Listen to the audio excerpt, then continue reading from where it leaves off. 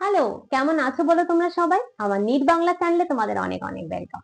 তো আজকে তোমাদের ক্লাস 11 এর লোকোমোশন এন্ড মুভমেন্ট চ্যাপ্টারের সামারি করাবো, এবং অবশ্যই যেটা আমি করি সামারির সাথে আজকেও আমি 7টা ইম্পর্টেন্ট কোয়েশ্চেন তুলে এনেছি নিট নেক্সট নিটের জন্য। এবং সেই 7টা কোয়েশ্চেনই যথেষ্ট ইম্পর্টেন্ট, যথেষ্ট রেলিভেন্ট, মানে ওগুলো আসতেই পারে, এবং সেগুলো কিন্তু ইংলিশ বাংলা দুটো ভাষায় কমপ্লিটলি এনসিইআরটি বেসড পড়াবো। তো চলো ভিডিওটা শুরু করি। আর তার আগে বলি, তুমি যদি আমার চ্যানেলে নতুন হয়ে থাকো চ্যানেলটা সাবস্ক্রাইব করে দিও, ভিডিওগুলো ভালো লাগলে লাইক কমেন্ট শেয়ার করতে একদম ভুলো না। তোমার নিট জার্নিতে আমি কন্টিনিউয়াস তোমার সাথে থাকবো, ঠিক আছে? ওকে, চলো শুরু করি। আচ্ছা, আহ তো এনসিইআরটি কি বলছে দেখি। তো এনসিইআরটি বলছে যে মুভমেন্ট ইজ অ্যান এসেনশিয়াল, আমি আমার পেন খুঁজে পাই না। Movement is an essential feature of all living being, ঠিক আছে? প্রোটোপ্লাজমিক streaming, ciliary movement, movements of fins, limbs, wings, etc. are some forms exhibited by animals. তার মানে কি? তার মানে হচ্ছে যে চলন হলো সজীব বস্তুর একটি অপরিহার্য বৈশিষ্ট্য। প্রাণীদেহে দেখা যায় এমন কিছু চলনের ধরন হলো প্রোটোপ্লাজমের প্রবাহ, সিলিয়ারি চলন, পাখনা, প্রত্যঙ্গ, ডানা ইত্যাদির চলন। A voluntary movement which causes the animal to change its place is called locomotion. যে ইচ্ছাধীন চলনের ফলে প্রাণীদের স্থানান্তরণ ঘটে তাকে গমন বলে। Animals move generally in search of food, shelter, mate, breeding ground, better climate, or to protect themselves. খাদ্য, আশ্রয়, প্রজনন ক্ষেত্র, অনুকূল জলবায়ু সন্ধানের জন্য বা তাদের নিজেদের আত্মরক্ষার জন্য প্রাণীরা সাধারণত গমন করে। এবার তোমাকে এখানে আমি একটা পার্থক্য বোঝাবো, সেটা হচ্ছে যে মুভমেন্ট আর লোকোমোশনের পার্থক্য, চলন গমনের পার্থক্য। দেখো, প্রথমত হচ্ছে যে এই যে চলনটা বা মুভমেন্ট, সেটা কিন্তু সবার ক্ষেত্রে দেখা যায়। যেমন আমাদের অ্যামিবা রয়েছে, যার মধ্যে কিন্তু প্রোটোপ্লাজমিক স্ট্রিমিং হয়। দেখো, প্রোটোপ্লাজমিক স্ট্রিমিং মানে হচ্ছে কি, আমাদের সেলের কিছু কিছু সেলের মধ্যে হয় যে প্রোটোপ্লাজমটা মুভ করে। সেলের মধ্যে সাইটোপ্লাজম, প্রোটোপ্লাজম তো জলীয় পদার্থ, একদিক থেকে আরেক দিকে যায়। তেমনি সিলিয়া, সেলের মধ্যে তুমি জানো সিলিয়া থাকে, সেগুলো মুভ করে। তাছাড়া কি, ফিন্স মানে পাখি ধরো, ওর মাছ ধরো, ওর ডানা ঝাপটাচ্ছে, মানে মাছের তো ডানা হয় না, পাখনা, সরি, মাছ ধরো পাখনা ঝাপটাচ্ছে। লিম্ব, উইং, পাখি ধরো ওর ডানা ঝাপটাচ্ছে। তুমি এরকম ভাবে হাত পাড়ি দেওয়া, বসে বসে ধরো এই যে কাজটা করছি, এটা মানে কি, আমি আমার লিম্ব বা হাত নিয়ে নাড়াচ্ছি। এই জিনিসগুলোকে অ্যাকচুয়ালি বলা হয় হচ্ছে মুভমেন্ট বা চলন। তার মানে কি, তার মানে এগুলো হচ্ছে যে তুমি একটা জায়গায় দাঁড়িয়ে তুমি তোমার বিভিন্ন অঙ্গ প্রত্যঙ্গ নাড়ানাড়ি করছো, এইগুলোকে চলন বলছি। চলনে কিন্তু স্থান পরিবর্তন হয় না। দেখো, আমি একটা জায়গায় বসে এই কাজগুলো করছি, ঠিক আছে? কিন্তু যখনই আমার মনে হবে আমি এই জায়গাটা ছেড়ে বারান্দায় যাব, তখন কিন্তু সেটাকে আমি বলবো লোকোমোশন বা গমন। তার মানে কি, সেটা একটা ভলান্টারি মুভমেন্ট, আমার ইচ্ছাধীন প্রক্রিয়ায় আমি এক জায়গা থেকে আরেক জায়গায় যাব। আমি এখান থেকে বারান্দায় গেলাম, সেটাকে বলে গমন বা লোকোমোশন। দেখো, লোকোমোশন বা গমন কিন্তু সবার ক্ষেত্রে হয় না, সেটা তুমি জানো। তুমি যদি গাছের কথা বলো, গাছ একটা জায়গায় দাঁড়িয়ে থাকে, তাই না? তো গাছও তো লিভিং বিং, গাছও তো সজীব, কিন্তু গাছ কি মুভ করছে এক জায়গা থেকে? সরি সরি, গাছ কি তোমার লোকোমোশন করছে, মানে গমন করছে, এক জায়গা থেকে আরেক জায়গায় যাচ্ছে? না, যাচ্ছে না। কিন্তু দেখো, গাছের পাতাও কিন্তু নড়ে।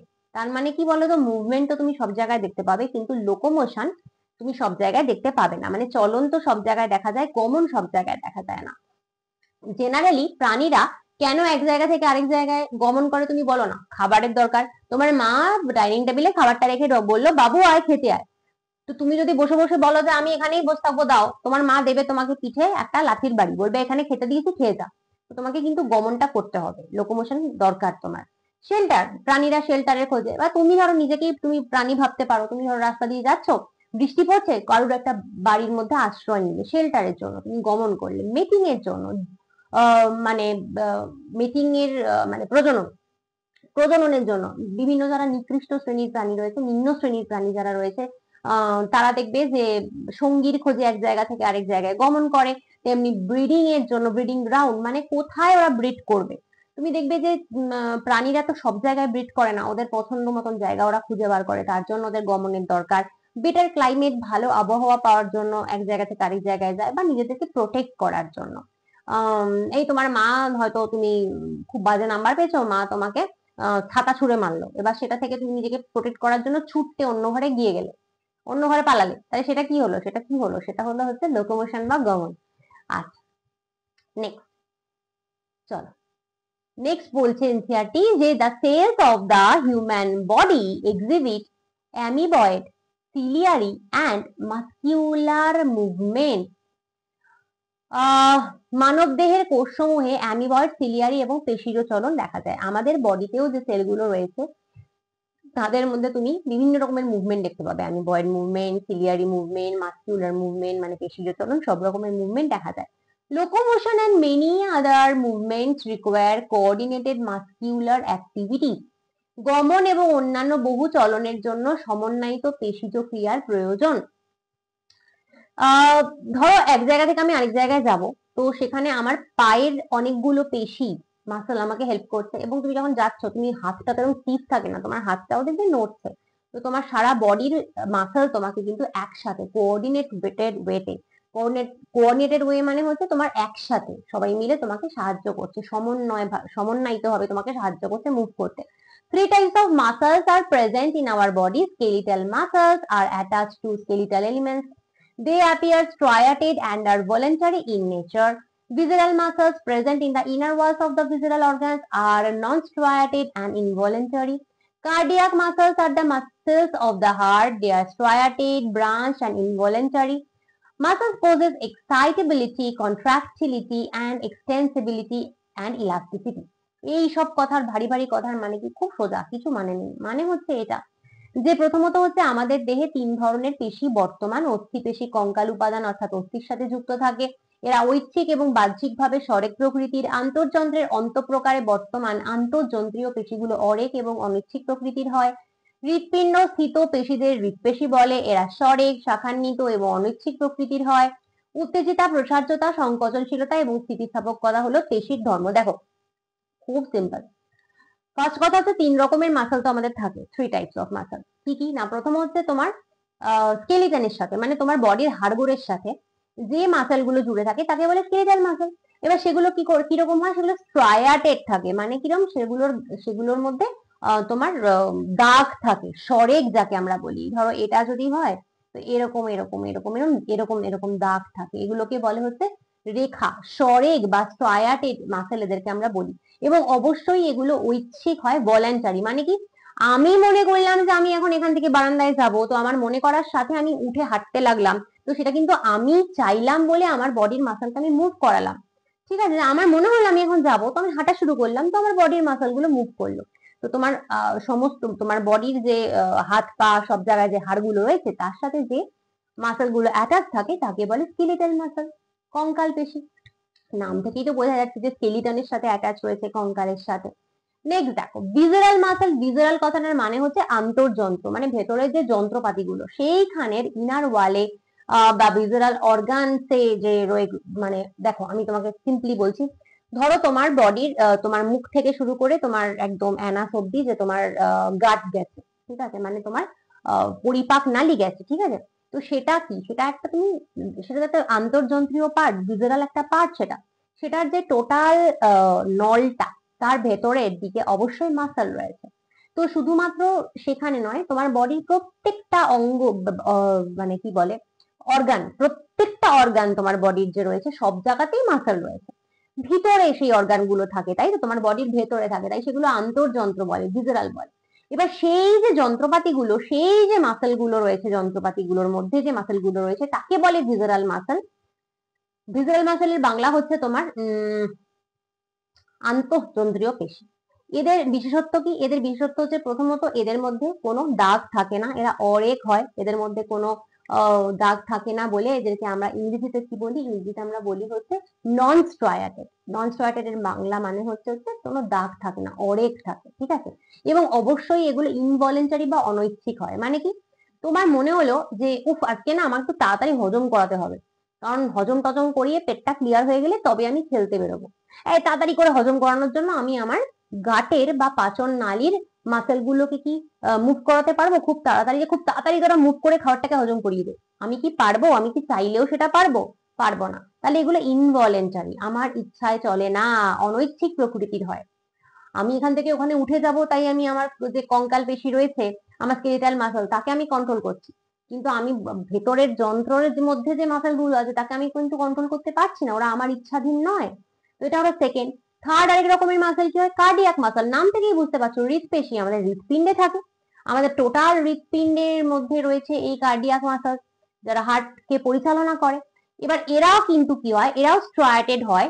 ওই যারা আমাদের কঙ্কাল পেশি রয়েছে, স্কেলিটাল মাসল, তাদের মতনই কিন্তু হৃদপেশি বা হার্টের মাসলও স্ট্রায়াটেড হয়, এবং এগুলো ব্রাঞ্চ থাকে। ব্রাঞ্চ মানে হচ্ছে হৃদপেশি দেখবে এরকম হয়, এরকম হয়, এরকম হয়, ঠিক আছে, এরকম হয়, আর এরকম ওদের স্ট্রায়াশন থাকে, রেখা থাকে, তাই তো। তো এদের এরকম ব্রাঞ্চ হয়। এদের এই যে জিনিসগুলো কিন্তু এই এরাও কিন্তু ইনভলেন্টারি হয়, অনৈচ্ছিক। মানে তুমি দেখো না, তুমি বলো এই হার্ট তাড়াতাড়ি তাড়াতাড়ি তাড়াতাড়ি তাড়াতাড়ি বিট কর, আর ভাল লাগছে না, বা এই হার্ট তুই এখন আস্তে বিট কর, এখন 1 মিনিটে 70-72 বার আজকে আমি চাই না, আমি আজকে 1 মিনিটে 50 বার বিট করাবো হার্টকে। পারবে? তোমার ক্ষমতা আছে না। তো ওরাও কিন্তু ইনভলেন্টারি বা তোমার অনৈচ্ছিক। শুধুমাত্র স্কেলিটাল মাসল যারা রয়েছে কঙ্কাল পেশি, তাদেরকেই তুমি চালনা করতে পারো, তাই একমাত্র তারাই কিন্তু তোমার কথা শোনে, তারাই একমাত্র কিন্তু ভলেন্টারি বা ঐচ্ছিক। আর এই মাসেল 3 রকমের, কিরকম মাসেলের কি কি প্রকার তো বুঝলে। এবার এরা মাসেলের কি কি বৈশিষ্ট্য আছে, এক্সাইটেবিলিটি, উত্তেজিতা, মাসেলকে তুমি এক্সাইট করতে পারো, উত্তেজিত হতে পারে। আচ্ছা, তাছাড়া মাসেল কন্ট্রাক্ট হতে পারে, সংকোচন করতে পারে, ছোট হয়ে যেতে পারে। মাসল এক্সটেন্সিবিলিটি দেখায়, মানে প্রসারণ, ছোট হয়, বড় হয়। এবং ইলাস্টিসিটি, ইলাস্টিসিটি মানে স্থিতিস্থাপকতা। তোমরা সবাই জানো ইলাস্টিক মানে কি, একটা জিনিসকে এরকম করে টেনে ছেড়ে দাও তো ও আবার নিজের জায়গায় ফিরে আসবে, তাই না? তো সেটাকে বলে ইলাস্টিসিটি বা স্থিতিস্থাপকতা। এই সবকটা কিন্তু মাসেলের, সরি, এই সবকটা হচ্ছে মাসেলের ধর্ম। Next, muscle fibre is the anatomical unit of muscle. পেশির চারিস্থানিক একক হলো পেশি তন্তু। পেশি তন্তু মানে হচ্ছে তোমার পাতি কথায় মাসলদের সেলটা। Each muscle fibre has many parallelly arranged myofibril. প্রতিটি পেশি তন্তুতে সমান্তরালে সজ্জিত বহু মায়োফাইব্রিল রয়েছে। একটা মাসল ফাইবার মানে একটা মাসল সেল, একটা পেশি তন্তু মানে একটা মাসল সেল, ওর মধ্যে সমান্তরালে সজ্জিত। সমান্তরাল মানে তোমরা জানো এইভাবে প্রচুর কি রয়েছে, মায়োফাইব্রিল রয়েছে। আবার দেখো, each myofibril contains many serially arranged units called sarcomere which are the functional units. প্রতিটি মায়োফাইব্রিল ধারাবাহিকভাবে সজ্জিত বহু এককের সমন্বয়ে গঠিত হয়, এবং এরাই হলো মায়োফাইব্রিলের কার্যকরী একক। এগুলো কি, এগুলো হচ্ছে সার্কোমিয়ার, ঠিক আছে। এবার ইচ সার্কোমিয়ার, তাহলে কি হলো, তোমার একটা মাসল সেলের মধ্যে প্রথমে থাকলো হচ্ছে অনেকগুলো এরকম প্যারালালে রয়েছে বা সমান্তরালে রয়েছে মায়োফাইব্রিল, আর এক একটা মায়োফাইব্রিলে কিন্তু তোমার অনেক অনেক অনেক অনেক সার্কোমিয়ার থাকে। সার্কোমিয়ার হচ্ছে ওর ফাংশনাল ইউনিট বা কার্যকরী একক। Each sarcomere has a central A band made of thick myosin filaments and two half I bands made of thin actin filaments on either side of it marked by Z lines. প্রতিটি সার্কোমিয়ারে রয়েছে পুরু myosin filament নির্মিত কেন্দ্রীয় A band, এবং এ ব্যান্ডের উভয় পাশে জেড রেখা দ্বারা চিহ্নিত পাতলা অ্যাক্টিন ফিলামেন্ট নির্মিত আই ব্যান্ডের দুটি অর্ধাংশ। তুমি জানো যে এরকম এরকম এরকম, এগুলো কি, এই যে মাঝে আঁকছে এগুলো কি, এগুলো হচ্ছে সেন্ট্রালি রয়েছে, তাহলে এগুলো হচ্ছে এ ব্যান্ড। সেন্ট্রালি রয়েছে, এগুলো হচ্ছে এ ব্যান্ড, ঠিক আছে। এগুলো কি দিয়ে তৈরি হয়, ঠিক পুরো মায়োসিন দিয়ে তৈরি হয়। মায়োসিন এক রকমের প্রোটিন। আর কি রয়েছে, আর দুটো হাফ আই ব্যান্ড রয়েছে, এরকম এরকম এরকম এরকম এরকম এরকম, এগুলো হাফ হাফ দেখতে পাচ্ছ। আর এখানে কে থাকে, এরকম করে থাকে, এই যে লাইনটাকে কি বলে, জেড লাইন। এইভাবেই থাকে তো, কি গো, এভাবে থাকে কিনা বলো, সার্কোমিয়া এভাবে তৈরি হয় তো। আচ্ছা, তো এই আই ব্যান্ড গুলো কি দিয়ে তৈরি হয়, আই ব্যান্ড গুলো তৈরি হয় পাতলা পাতলা থিন অ্যাক্টিন ফিলামেন্ট দিয়ে। তাহলে আই ব্যান্ড তৈরি হয় অ্যাক্টিন দিয়ে, আর এ ব্যান্ড তৈরি হয় হচ্ছে মায়োসিন দিয়ে, মনে রাখতে হবে। আর জেড লাইন কাকে বলে দেখিয়ে দিলাম। আচ্ছা, next, actin and myosin are polymerised protein with contractility. তো বেসিক্যালি বলছে কি যে অ্যাক্টিন এবং মায়োসিন হলো সংকোচনশীল প্রোটিনের পলিমার। অ্যাক্টিন এবং মায়োসিন হলো কি সংকোচনশীল প্রোটিনের পলিমার। অ্যাক্টিন আর মায়োসিন এগুলো কি অ্যাকচুয়ালি কি? এগুলো প্রোটিন, এগুলো প্রোটিন তার পলিমার, মানে বেশ অনেকগুলো প্রোটিন নিয়ে তৈরি। ঠিক। The active sites for myosin on resting actin filament are masked by a protein troponin. তো বিশ্রামরত অবস্থায় অ্যাক্টিন ফিলামেন্ট স্থিত মায়োসিনের জন্য সক্রিয় স্থানটি ট্রোপোনিন প্রোটিনের দ্বারা ঢাকা থাকে। যখন মাসল মনে করে যে আমি এখন কাজ করবো না, বিশ্রাম নিচ্ছে, সেই সময় কি হয়, মায়োসিনের যে অ্যাক্টিভ সাইট থাকে বা সক্রিয় স্থান থাকে, ঠিক আছে, কিসের ওপরে না, মায়োসিন তো তোমার অ্যাকচুয়ালি অ্যাক্টিনের ওপরে থাকে। তো মায়োসিন কি করে, মায়োসিন যখন অ্যাক্টিনের ওপরে থাকে, এবার সেই মায়োসিনের একটা অ্যাক্টিভ সাইট রয়েছে, সেটাতে কিন্তু তোমার সেটাকে ঢাকা থাকে ট্রোপোনিন দিয়ে। ট্রোপোনিন নামক একরকম প্রোটিন দিয়ে মায়োসিনের অ্যাক্টিভ সাইটটা ঢাকা থাকে। কেন? কারণ অ্যাকচুয়ালি ও তখন কাজ করবে না, তাই জন্য মাস্কিং মানে ঢাকা, ও তখন ঢেকে রেখেছে, ও কাজ করবে না বলে ও তখন ট্রোপোনিন দিয়ে ঢেকে রেখেছে ওর অ্যাক্টিভ সাইটকে। ঠিক আছে। Myosin head contains ATPase and has ATP binding sites and active sites for actin. মায়োসিনের মস্তকে এটিপিএস উৎসেচক, এটিপি সংযুক্তি স্থান এবং অ্যাক্টিনের জন্য সক্রিয় স্থান রয়েছে। তো মায়োসিনে কি কি থাকে? মায়োসিনে একটা তো থাকে এটিপিএস থাকে, ঠিক আছে, মায়োসিনের হেডে কি থাকে, এটিপিএস উৎসেচকটা থাকে, একটা এনজাইম থাকে। তাছাড়া এটিপি বাইন্ডিং, এটিপি কে বাইন্ড করার জন্য একটা জায়গা থাকে, এবং অ্যাক্টিনের জন্য ওর একটা অ্যাক্টিভ সাইট থাকে, ঠিক আছে, সক্রিয় স্থান থাকে। A motor neuron carries signal to the muscle fiber which generates an action potential in it. দেখো, চেষ্টীয় নিউরন পেশিতন্তুতে উদ্দীপনা প্রেরণ করে, যার ফলে পেশিতন্তুতে ক্রিয়া বিভব সৃষ্টি হয়। কি হয়, মাসেলকে কে চালনা করে? নিউরন।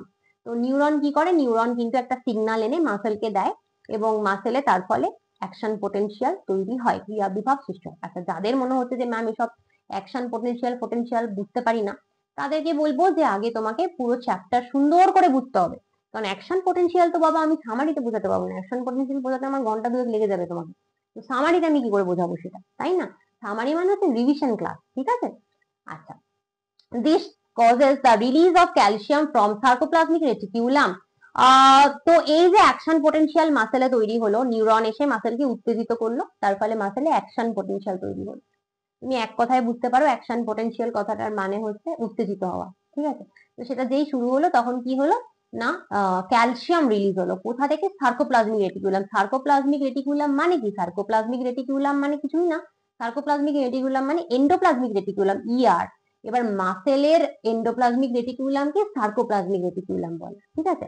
তো সেই মাসেল সেলের এন্ডোপ্লাজমিক রেটিকুলাম থেকে কি হলো? ক্যালসিয়াম রিলিজ হলো। তারপরে কি হয়? তারপরে calcium activates actin which binds to the myosin head to form a cross bridge. তো ক্যালসিয়াম অ্যাক্টিন ফিলামেন্ট গুলোকে সক্রিয় করার ফলে এটি মায়োসিনের মস্তকের সঙ্গে যুক্ত হয়ে একটি ক্রস ব্রিজ তৈরি করে। যে মোমেন্টে এই ক্যালসিয়াম গুলো বের হয়ে যায়, ক্যালসিয়াম গুলো সার্কোপ্লাজমিক রেটিকুলাম থেকে বের হয়ে যায়, তখনই কি করে ওরা? কি করে ওরা? তোমার অ্যাক্টিনকে অ্যাক্টিভেট করে এবং বলে যে তুমি মায়োসিনের হেডের সাথে, মায়োসিনের মাথার সাথে একটা ক্রস ব্রিজ তৈরি করো। ক্রস ব্রিজ মানে এরকম, এরকম ক্রস ব্রিজ তৈরি কর। These cross bridges pull the actin filaments, causing them to slide over the myosin filaments and thereby causing contraction. এই ক্রস ব্রিজ গুলো অ্যাক্টিন ফিলামেন্ট গুলোকে টানার ফলে এগুলো মায়োসিন ফিলামেন্টের উপর গড়িয়ে চলে, এবং যার ফলে পেশির সংকোচন ঘটে। তো বাতি কথা, অ্যাক্টিন মায়োসিনের টানাটানি হয়, ঠিক আছে, তার ফলে এ ওকে টেনে নিয়ে এলো নিজের দিকে, তার ফলে মাসেলের কন্ট্রাকশন হয়। তুমি ভাবো না, ধরো একটা জিনিস, ধরো সাপোজ ধরো এরকম ছিল, আমি কিন্তু এখানে কোনো সাংঘাতিক কিছু বোঝাচ্ছি না ছবি টবি দিয়ে, জাস্ট একটা তোমাকে এক্সাম্পল দিচ্ছি। এটাও দরকার নেই, আমি তোমাকে, আচ্ছা এটা থাক। ধরো প্রথমে এরকম এরকম একটা জিনিস ছিল, এবার এইটাকে তুমি এরকম ভেতর দিকে টানলে, ভেতর দিকে টানলে কি হলো? এটা এরকম চলে এলো, এটা এটা যেরকম ছিল ছিল, ভেতর দিকে এটা চলে এলো। এবার তুমি বলো, তাহলে এটার সাইজ ছোট হলো তো, এটার সাইজটা ছোট হলো তো, এটার সাইজ ছোট হয়ে গেল না উপরটার থেকে? তাহলে বাইরে যে ছিল এখানে টান মারো, তাহলে ভেতর দিকে ঢুকে গেলে সাইজটা ছোট হয়ে যাবে। তো সেইভাবেই কিন্তু মাসেলের কন্ট্রাকশন হয়, অ্যাক্টিন মায়োসিন এভাবে টানাটানি করে নিজেদেরকে কাছাকাছি এনে কন্ট্রাকশন করে। আবার বলছি, আমি একদম মানে আজকে এই যে জিনিসটা বোঝাচ্ছি, এটা কোনো সাইন্টিফিক ভাবেই বোঝাচ্ছি না, কারণ এটা অ্যাকচুয়ালি সাইন্টিফিক ভাবে বোঝাতে গোটা লেকচার লাগবে এই জিনিসটাকে বোঝাতে। আমি জাস্ট এখন সামারি বলে একদম অন্যভাবে বোঝাচ্ছি, ঠিক আছে, যাতে সবাই বুঝতে পারে সেইভাবে। Calcium are then returned to the sarcoplasmic reticulum which inactivates the actin. তারপরে কি হয়, ক্যালসিয়াম এরপর সার্কোপ্লাজমিক রেটিকুলামে ফিরে আসে, ফলস্বরূপ অ্যাক্টিন গুলো নিষ্ক্রিয় হয়ে পড়ে। তারপরে যেই কেটে টানাটানি হয়ে গেল, মাসল ছোট হয়ে গেল, তো সার্কোপ্লাজমিক রেটিকুলামে আবার কিন্তু কি হবে, ক্যালসিয়াম ফেরত যাবে। ক্যালসিয়াম এসেছিল সার্কোপ্লাজমিক রেটিকুলাম থেকে, ওরা ফেরত চলে গেল সার্কোপ্লাজমিক রেটিকুলাম, এবং যেই মুহূর্তে ক্যালসিয়াম ভেতরে ঢুকে যায়, আবার অ্যাক্টিন গুলো কিন্তু ইনঅ্যাক্টিভ হয়ে পড়ে, নিষ্ক্রিয় হয়ে পড়ে। Cross bridges are then broken and muscles relax. Cross bridge গুলো তখন ভেঙে যায় আর পেশি কি হয়, শিথিল হয়ে যায়। ঠিক আছে, তো ক্রস ব্রিজ ভেঙে গেল, পেশি কিন্তু আবার কন্ট্রাক্ট থেকে মাসল রিল্যাক্স হয়ে গেল, মানে সংকোচন থেকে শিথিল হয়ে গেল। আচ্ছা, repeated stimulation of muscles leads to fatigue. পেশিকে বারবার উদ্দীপিত করলে পেশি ক্লান্ত বা অবসাদগ্রস্ত হয়ে পড়ে। হ্যাঁ, করো না, যাও আর কি মাঠে গিয়ে দৌড়াও, প্রচন্ড দৌড়াও, দেখবে যে কিরকম পায়ে ব্যথা হচ্ছে। তো পেশিতে তুমি যদি ওকে কন্টিনিউয়াস ওকে উৎপাত করো, ও কিন্তু ক্লান্ত হয়ে পড়ে, অবসাদগ্রস্ত হয়ে পড়ে। Muscles are classified as red and white fibers based on primarily on the amount of red colored myoglobin pigment in them. তো পেশিতে লাল বর্ণের মায়োগ্লোবিনের পরিমাণের উপর নির্ভর করে। মুখ্যত পেশিকে দু রকম ভাবে ভাগ করা যায়, লোহিত পেশি এবং শ্বেত পেশি দুই ভাবে। অফকোর্স লোহিত পেশি মানে লাল, লালে কি থাকবে, লালে একটা নিশ্চয়ই লাল রঙের কোনো কালার থাকবে, কি থাকবে, মায়োগ্লোবিন থাকে, আর হোয়াইটে থাকবে না শ্বেত পেশিতে। Bones and cartilages constitute our skeletal system. এবার হচ্ছে আমাদের কঙ্কাল তন্ত্রে কি থাকে, অস্থি আর তরুণাস্থি থাকে। The skeletal system is divisible into axial and appendicular. কঙ্কাল তন্ত্রটি অক্ষীয় কঙ্কাল এবং উপাঙ্গীয় কঙ্কাল এই দুই ভাগে বিভক্ত। তো তোমার যে স্কেলিটাল সিস্টেম রয়েছে, তোমার যে কঙ্কাল তন্ত্র রয়েছে, সেটা কিন্তু মূলত দুই ভাগ, এক হচ্ছে অ্যাক্সিয়াল যাকে বাংলায় বলে অক্ষীয়, একটা হচ্ছে অ্যাপেন্ডিকুলার যাকে বলে উপাঙ্গীয়। Skull, vertebrate column, ribs and sternum constitute the axial skeleton. করটি, মেরুদণ্ড, পাঁজর এবং উরফলকের সমন্বয়ে অক্ষীয় কঙ্কাল গঠিত। আর limb bones and girdles form the appendicular skeleton. আর কি হয়, আর প্রত্যঙ্গ, অস্থি এবং গার্ডেল গুলো নিয়ে উপাঙ্গীয় কঙ্কাল গঠিত। দেখো, তোমার মুন্ডু, তোমার মেরুদণ্ড, তোমার বুকের পাঁজর, তোমার বুকের সামনে যে বোনটা থাকে সেটাকে কি বলে, সেটাকে বাংলায় বলে উরফলক, ইংলিশে বলে স্টারনাম। বুকের সামনের যে বোন, এইগুলো নিয়ে হচ্ছে মেইনলি তোমার অ্যাক্সিয়াল স্কেলিটন তৈরি হয়। ঠিক আছে, এগুলোকে নিয়ে তোমার অ্যাকচুয়ালি অক্ষীয় কঙ্কাল তৈরি হয়। আর অ্যাপেন্ডিকুলার স্কেলিটনে কে থাকে, প্রত্যঙ্গতে কে থাকে, তোমার দুখানা হাত দুখানা পা, মানে চারটে হাত পা থাকলো, আর হচ্ছে হাত পা গুলো যে জয়েন্ট, মানে এখানে যে জয়েন্টটা থাকে, এখানে যে জয়েন্টটা থাকে, আবার ঠিক তেমনি পায়েরও যে দুটো জয়েন্ট থাকে, সেইগুলোকে বলে গার্ডার। তো এইগুলো শুধু নিয়ে হচ্ছে তোমার অ্যাপেন্ডিকুলার স্কেলিটন। অ্যাপেন্ডিকুলার স্কেলিটন বা উপাঙ্গীয় কঙ্কাল, যেখানে শুধু তোমার চারটে হাত পা থাকলো আর সেগুলো যে দূরে থাকে সেই দুটো গার্ডেল থাকে। 3 types of joints are formed between bones or between bone and cartilage. Fibrous, cartilaginous and synovial. তো তোমার বেসিক্যালি কি হয়, তো অস্থিগুলোর মধ্যে অথবা অস্থি এবং তরুণাস্থির মধ্যে তিন রকমের অস্থিসন্ধি দেখা যায়, যেগুলো হলো তন্তুময় অস্থিসন্ধি, তরুণাস্থিময় অস্থিসন্ধি এবং সাইনোভিয়াল অস্থিসন্ধি। তো আইদার তোমার দুটো বোনের মধ্যে জয়েন্ট রয়েছে, বা তোমার বোন এবং কার্টিলেজ মানে অস্থি আর তরুণাস্থির মধ্যে জয়েন্ট থাকে। তিন রকমের জয়েন্টের এখানে তোমাকে বললো কার কি নাম। Synovial joints allow considerable movements and therefore play a significant role in locomotion. Synovial অস্থিসন্ধি যথেষ্ট নড়াচড়ায় সাহায্য করে এবং এই কারণে এই সন্ধি গমনে গুরুত্বপূর্ণ ভূমিকা পালন করে।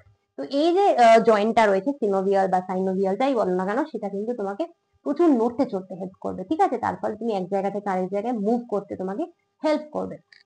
ঠিক, তবে ওই যে বাদ বাকি জয়েন্ট গুলো সেই আবার একই কথা, যে কিভাবে কাজ করে না করে সেটা তোমাকে এখানে আমি বলছি না। ঠিক আছে, তো এবার আমরা কি করব, এবার আমরা কিছু কোয়েশ্চেন সলভ করব, যেটা ভীষণ ইম্পর্টেন্ট কোয়েশ্চেন সলভ করা। এইটুকু জায়গা থেকে আমি 7টা কোয়েশ্চেন নিয়ে এসেছি এবং প্রত্যেকটা কোয়েশ্চেন ইকুয়ালি ইম্পর্টেন্ট। চলো করি। দেখো আমাদের first question, the activities of which of the following muscles are not under the voluntary control of the nervous system. নিচের কোন পেশিগুলির কার্যকারিতা স্নায়ুতন্ত্রের ঐচ্ছিক নিয়ন্ত্রণাধীন নয়। এখানে তোমাকে 4টে মাসেলের নাম বলেছে, এর মধ্যে কোনটা বলছে তুমি নিয়ন্ত্রণ করতে পারো না, ভলেন্টারি না। কার্ডিয়াক মাসল, হৃদপেশি তোমার আন্ডারে না। স্মুথ মাসল মানে কি, মসৃণ পেশি। স্মুথ মাসল কারা হয়, কারা হয় স্মুথ মাসল, হয় হচ্ছে যারা তোমার আন্তর্যন্ত্রে থাকে, ভিসেরাল অর্গানে থাকে, যেখানে কিন্তু কোনো রেখা থাকে না, ওরা কিন্তু অরেখ হয়, ওরাই অরেখ হয়, ওদের রেখা থাকে না, স্ট্রায়াশন থাকে না, তাই জন্য ওদেরকে আমরা স্মুথ মাসল বা মসৃণ পেশি বলি। ওরা তোমার কন্ট্রোলে না। নন স্ট্রায়াটেড মাসল, অরেখ পেশি। নন স্ট্রায়াটেড মাসল কারা, নন স্ট্রায়াটেড মাসল কারা, নন স্ট্রায়াটেড মানেই তো স্মুথ মাসল, তাই না, কায়দা করে দিয়েছি প্রশ্নটা। নন স্ট্রায়াটেড মানেই অরেখ, অরেক মানে তো স্মুথ, তো নন স্ট্র্যাটেড কারা রয়েছে তোমার? আন্তর্জন্তীয় মাসেল গুলো, ভিজুরাল মাসেল, তাদেরকে তো তুমি পারো না মুভ করাতে। তো তাহলে অল অফ দ্য অ্যাবাভ। কে তোমার নিয়ন্ত্রণাধীন নয়, কে কাকে তুমি কন্ট্রোল করতে পারো না, তুমি তিনজনের কাউকেই কন্ট্রোল করতে পারো না। তুমি কন্ট্রোল করতে পারো কঙ্কাল পেশিকে, স্কেলিটাল মাসেলকে, যে কিন্তু এখানে অপশনে নেই। তাহলে আনসার হচ্ছে ডি। এরকম প্রশ্ন দিলে অনেক সময় তোমরা কনফিউজ হয়ে যাও, কিন্তু নিচে এরকম প্রশ্নই আসবে। বারবার বলছি, কোয়েশ্চেন এরকমই আসবে যেভাবে করাচ্ছি। প্র্যাকটিস করো, এরকম প্রশ্ন প্র্যাকটিস করলে তোমার কোনো চিন্তা নেই। আচ্ছা, যারা ইউটিউব বা অন্য কোথাও থেকে দেখছো তারা এগুলো স্ক্রিনশট নিয়ে নাও, প্রশ্নগুলো তোমাদের ডেফিনেটলি হেল্প করবে। আর যারা আমার ফিডব্যাক থেকে দেখছো, এগুলো পিডিএফ তোমরা পেয়ে যাবে, তোমরা শুধু শোনো মন দিয়ে। Next question, statement this question, each muscle fibre has many parallelly arranged myofibril. প্রতিটি পেশিতন্তুতে সমান্তরালে সজ্জিত বহু মায়োফাইব্রিল রয়েছে। একদম ঠিক, কোনো ভুল নেই। Each myofibril contains a single unit called sarcomere. প্রতিটি মায়োফাইব্রিল একটি এককের সমন্বয়ে গঠিত, যাকে সার্কোমিয়ার বলে। ঠিক না ভুল? ভুল। কেন? একটা মায়োফাইব্রিলে একটা সার্কোমিয়ার থাকে না, মেনি, বহু। একটা মায়োফাইব্রিলে বহু সার্কোমিয়ার থাকে, একটা সার্কোমিয়ার থাকে না। বুঝতে পারলে? তাহলে স্টেটমেন্ট 1 ঠিক, 2 ভুল। তার মানে 1 ঠিক, 2 ভুল। সি। টুইস্টটা দেখো, তোমার হট করে দেখে মনে হবে যে হ্যাঁ ম্যাম, এটা তো কোশ্চেনটা ঠিকই আছে উত্তরটা।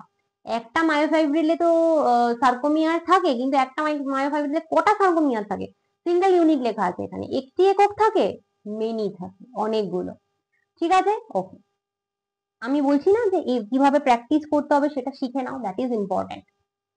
Each sarcomere has a central A band, কোনো অসুবিধা নেই, made of thin myosin filament. Myosin filament, আচ্ছা, প্রতিটি সার্কোমিয়ারে রয়েছে পাতলা মায়োসিন ফিলামেন্ট নির্মিত কেন্দ্রীয় এ ব্যান্ড। আচ্ছা, মায়োসিন কি থিন হয়? না, মায়োসিন থিক হয়। মায়োসিন পাতলা হয় না বাবা, মায়োসিন পুরু হয়। And two half eye bands made of thick actin filaments on either side of it. Actin কি থিক হয়? অ্যাক্টিন থিন হয়। এবং এই ব্যান্ডের উভয় পাশে পুরো অ্যাক্টিন ফিলামেন্ট নির্মিত না, অ্যাক্টিন পাতলা। তাহলে এই স্টেটমেন্টটা ভুল, আমি জাস্ট দুটোকে উল্টে দিয়েছি। মায়োসিন হবে পুরু, অ্যাক্টিন হবে পাতলা, তাই তো? মায়োসিন হবে থিক, অ্যাক্টিন হবে থিন, আমি উল্টে দিয়েছি, তাহলে এটা ভুল। আচ্ছা, next statement, actin and myosin are polymerised proteins with contractility. Actin এবং মায়োসিন হলো সংকোচনশীল প্রোটিনের পলিমার। ইয়েস, কোনো ভুল নেই। তাহলে statement 1 is incorrect, 2 is correct. এক ভুল, 2 সঠিক, আনসার হচ্ছে ডি। বোঝা গেল? আশা করি বুঝতে কোনো অসুবিধা হলো না। নেক্সট কোয়েশ্চেন আমরা যাব। নেক্সট কোয়েশ্চেন বলছে, the active sites for myosin on resting actin filament are masked by a protein troponin. বিশ্রামরত অবস্থায় অ্যাক্টিন ফিলামেন্ট স্থিত মায়োসিনের জন্য সক্রিয় স্থানটি ট্রোপোনিন প্রোটিনের দ্বারা ঢাকা থাকে। ঠিক না ভুল? একদম ঠিক, কোনো ভুল নেই। Myosin head contains GTPase and has GTP binding sites and active sites for actin. মায়োসিনের মস্তকে জিটিপিএস, জিটিপির সংযুক্তি স্থান এবং অ্যাক্টিনের জন্য সক্রিয় স্থান রয়েছে। ভুল ভুল ভুল। মায়োসিনের হেডে কে থাকে? এটিপিএস থাকে বাবা, জিটিপিএস থাকে না। সেটা আর কাকেও বাইন্ড করে? এটিপি কে, জিটিপি কে নয়। তাহলে এটা ভুল। তাহলে statement 1 is correct, 2 is incorrect. এক সঠিক, 2 ভুল, আনসার হলো সি। আশা করি বোঝা গেল। Next question.